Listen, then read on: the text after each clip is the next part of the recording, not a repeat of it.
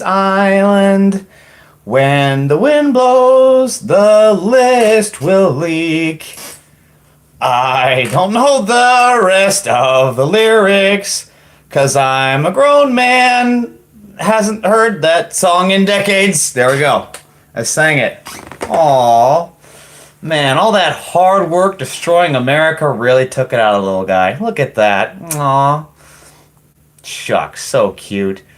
You ever seen those dogs that like play too much and then they start falling asleep, like just standing there trying to so hard to stay awake, but they're just like,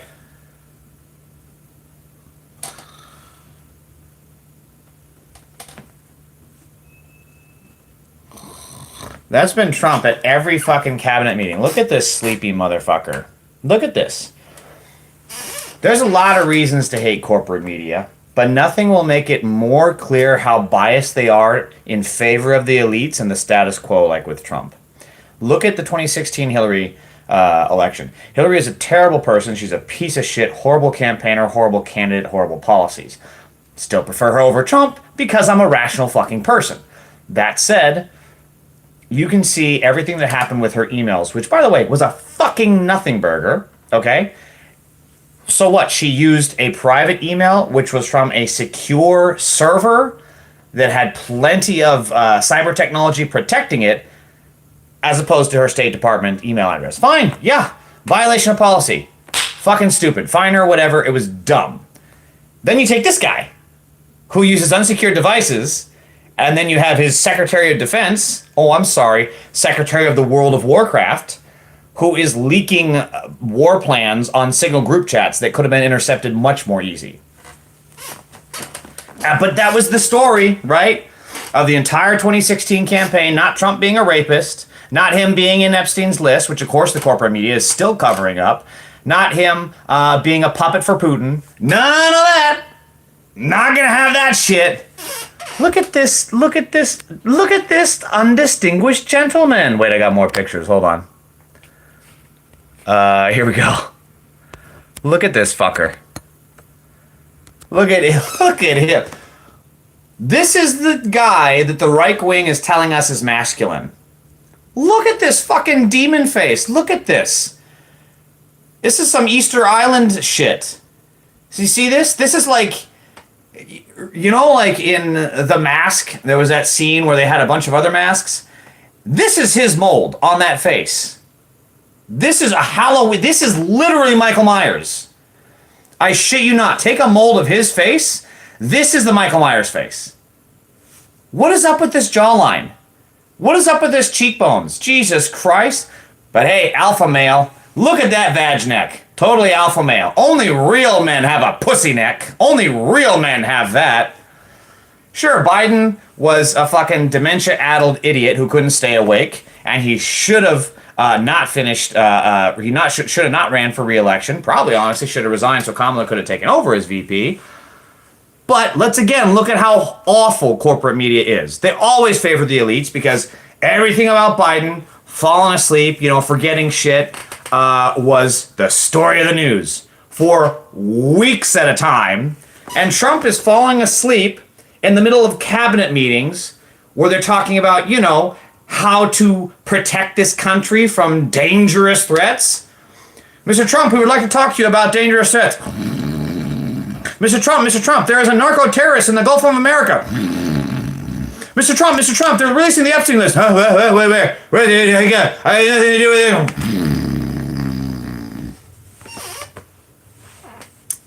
It's fucking unbelievable what the corporate media, they are just terrible, awful fucking people. And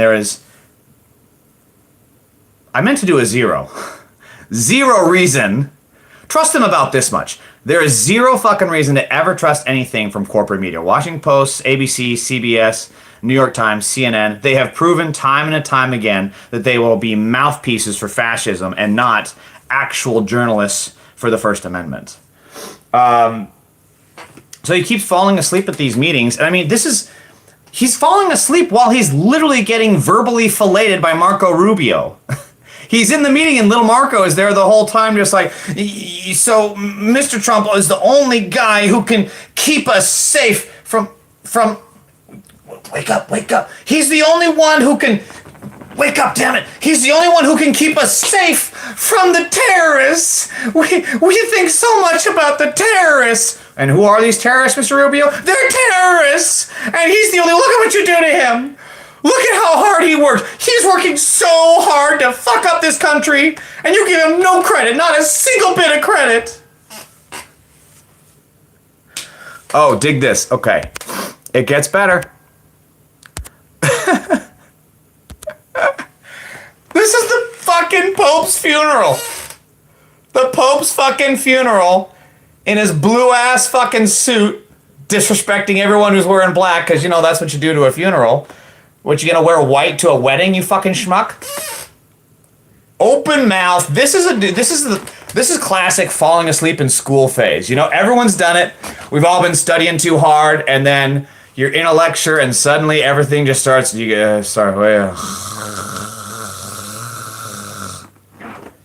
is out. Damn, he is out like a UFC fighter just got KO'd. Look at that shit. The Pope's fucking funeral. Alpha male. So alpha, I am the alphaist of alphas. Give me a pillow. Oh man, MAGA are such fucking idiots. Absolute schmucks. All right, moving on. Let's go on to Pete Hegseth. There he is. Kill them all. What is he, fucking Pennywise? Kill them all, kill them all, kill them all. What the fuck is this shit? Hang on, I'm just gonna get comfortable. Let me pull a Trump and just fall asleep midstream here. What is this shit? Kill them all? To fucking fishermen? Going out trying... Imagine this. Actually, MAGA can't imagine this because they're too stupid. I was going to say imagine out on Santa Monica Pier, since that's, you know, where I live. But imagine there are fishermen off of the coast of Texas, right? Mexico drone strikes them. And Mexico says, kill them all. You think we're going to fucking tolerate that? Yeah, you think that's going to be okay? No, it's fucking not. These are people out there trying to earn a fucking living. They've interviewed some of these people, and they're literally just fucking fishermen. They have no record of drug trafficking. They have no history of drug trafficking. They have no accusations of drug trafficking. They're out there, and the boats themselves have, like, tackle box and bait and a fishing rod. You know, as all good narco traffickers do, they fish for drugs. It's so dumb. It gets dumber by the day. So this fucking serial killer, Pete Hegseth, is just saying to kill them all. And he has absolutely no concept of who he's bombing, because he just tells people what to do, no matter what the facts are and what the reality is. But this is MAGA, right? These are the people saying this is Trump, the economy is great, it's so great, it's fantastic. Meanwhile, people are seeing prices go up at the grocery store. People are seeing prices go up in housing. Every single place. For energy, it's going up. No amount of cope and seethe is going to make your wallet fatter, MAGA. It's not. Meanwhile, these people are fucking ripping you off, getting contracts from the fucking government, flying, like Kash Patel flying his girlfriend on the FBI plane. Do you just have an FBI plane lying around, MAGA? Do you get that special treatment? When you're going from job to job, working your fucking minimum wage, paycheck to paycheck. Meanwhile, Kash Patel can order FBI agents to escort his girlfriend's drunk friend home. Do you have that privilege, MAGA? You know why you don't? Because that's elitist privilege. That's the stupid fucks you keep voting for that do dumb shit like this, dropping bombs on fishermen in the Caribbean Sea rather than, you know, give you your diabetes medication. Oh, I'm sorry, you don't pronounce it that way. Diabetes. Do you get me now? Idiots. Every single one of you. All right, let's see here. Is this the first page? Yeah, here we go. Last week, Washington Post reported that in early September, Secretary of Defense Pete Hegseth ordered the military to kill everyone on board a boat in the Caribbean suspected of carrying drugs. After an initial strike on the boat, for the record, they were not carrying drugs. This has been widely reviewed. initial strike on the boat, 2 men were still alive. Still alive. After being fucking drone striked with a fucking cruise missile, they're still alive. Tell me that's not some fucking tenacity right there. And every single time MAGA says, oh, we're so oppressed, we're so persecuted, you couldn't walk a mile in our shoes. Bitch! These motherfuckers survived a drone strike. Have a seat with your fucking victim complex, okay? A second missile was launched to comply with Hegseth's order. In the past 3 months, similar strikes on alleged drug traffickers in the Caribbean and the Pacific have killed more than 80 people. The Post reports. It was one... looks like it's cut off, was only the most disturbing example in a campaign that many legal experts and government officials believe to be unlawful. Let's move on. So this is these screenshots are from the New Yorker, written by Isaac Chotinier. I don't know how to pronounce the last name. If the Washington Post reporting is accurate, why exactly was this strike illegal? Now this is an important illegal, excuse me, and this is an important question. When the MAGA morons come in your comments, as these losers are here. Oh, air quotes! How are you, dude? Took Metallica's debut to heart. That's how I get my drugs. Rod and reel. Oh, I caught a heroin. I caught a heroin, everybody. Oh, that's great. Guess what I caught? Meth. But MAGA likes to say that this was a legal campaign because these people posed an immediate threat and they were active participants in a war. First of all, there is no declared war with Venezuela or with these drug traffickers. And second, you can't really declare war with a fucking organization. You declare war with a company. And third, these people are innocent fucking bystanders that are just going about their daily lives. So... they pose no imminent threat. They can't even get to they're in the Caribbean Sea. I've been out there on those waters. That is so fucking far to get to even the little dick tip of the end of Florida. It's so fucking far.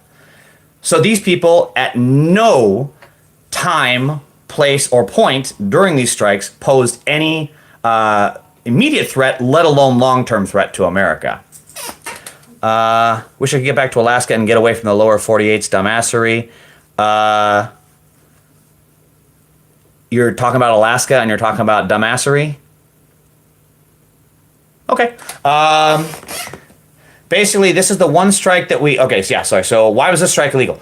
Basically, this is the one strike that we know about where even if you accept the administration's position that the United States is in an armed conflict with these drug cartels. So this is even accepting... the position that we are at war with these drug cartels. Let's just say we are.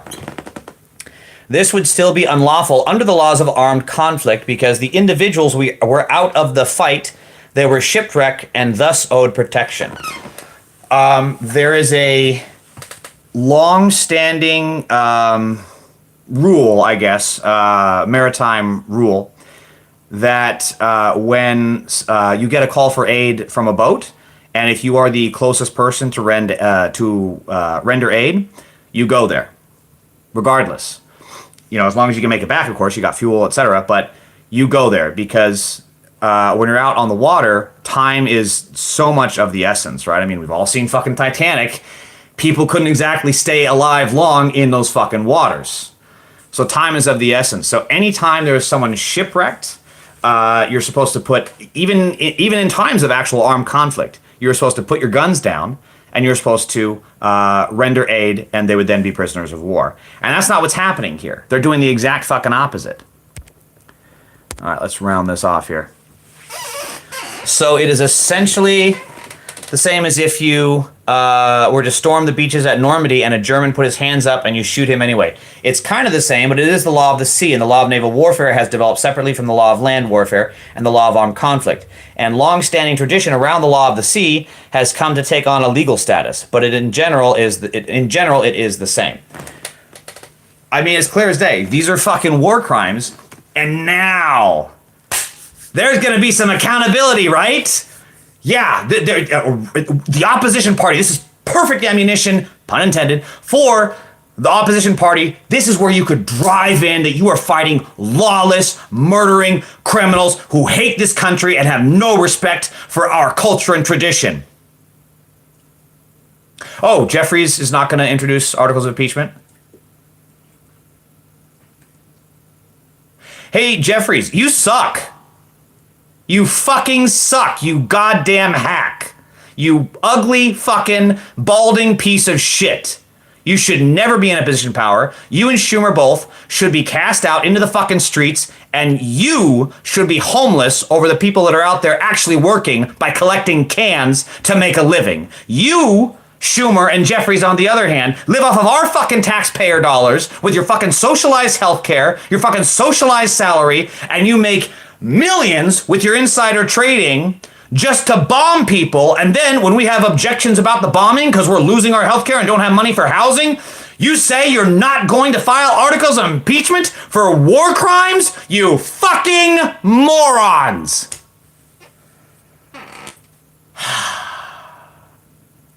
I think I got that out of my system. Last point of the day. Oh, this is so much better than when I was doing my live streams on TikTok. I would have to say every 30 seconds, by the way, this is for educational purposes only. These are my opinions. It is your job to do your own research.